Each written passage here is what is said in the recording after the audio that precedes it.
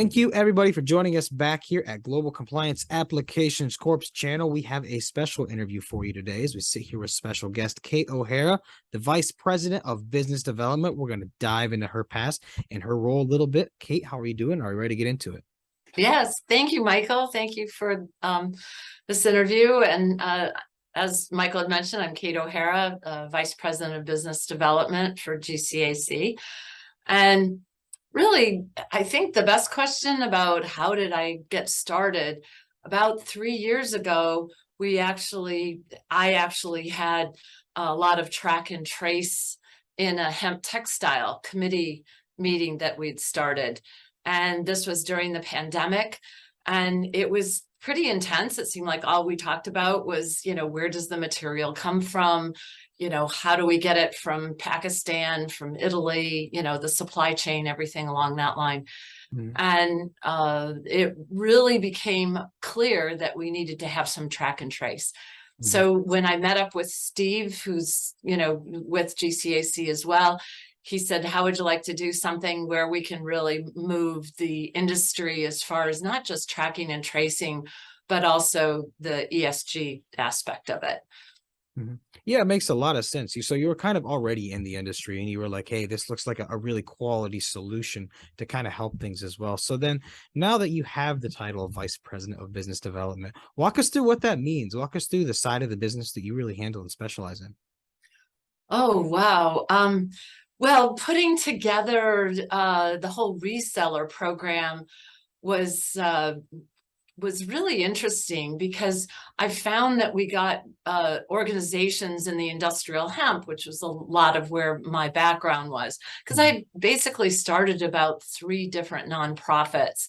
I've been involved with 3 different nonprofits in the industrial hemp space.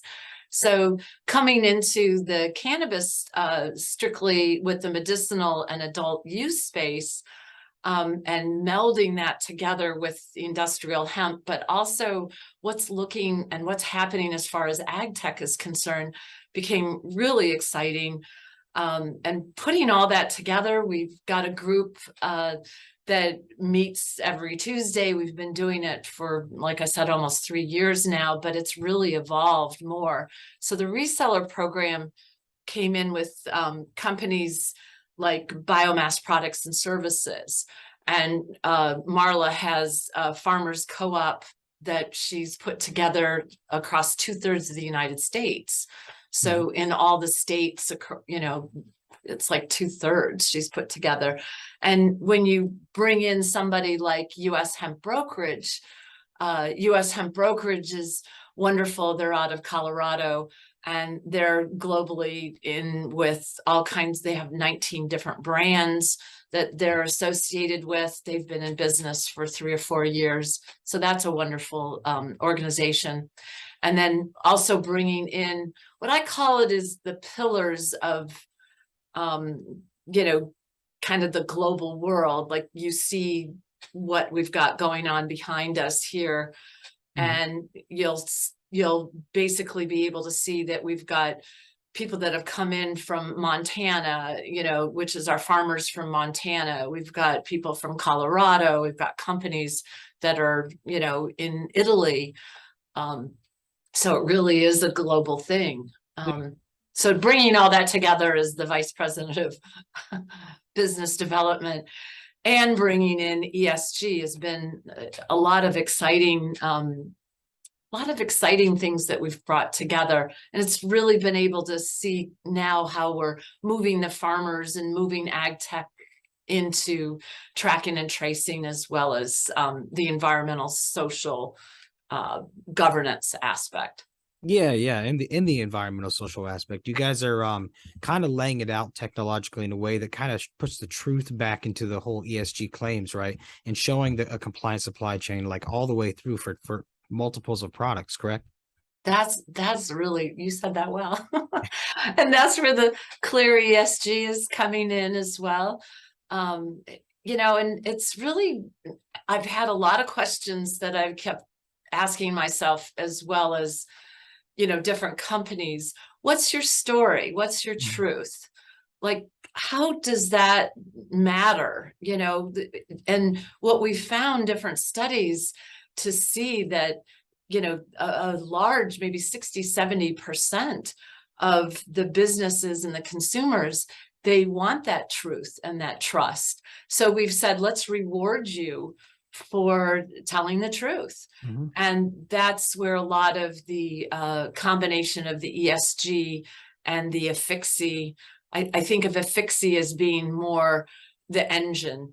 And that's really driving and bringing the truth, to consumers.